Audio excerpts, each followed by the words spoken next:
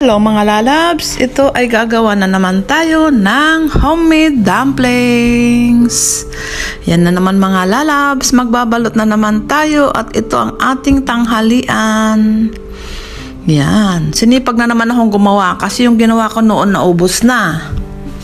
Ganyan lang mga lalabs, 12 peraso ang kayang kainin ng amo ko. 10 lang ang kaya ko, 8 naman kay amo kong babae.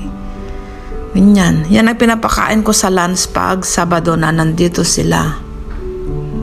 Madali lang gumawa. Yung repolyo, gayatin natin ng maninipis, tapos lagyan ng kaunting asin, parang i-pickles natin mga around 15 minutes, saka natin lamasin para matanggal yung ibang katas. Tinimpla na natin yung giniling, inihalo na natin at binalot na. Yan o, nakapagbalot na ako, naglaga na ako ng 12 peraso. Yan mga lalabs, yummy yummy. Sa mga mahilig sa dumplings, ganyan lang kasimple. Pag kumukulo na pala, lagyan ng tubig para matanggal yung bubbles niya. Yan, luto na siya mga lalabs.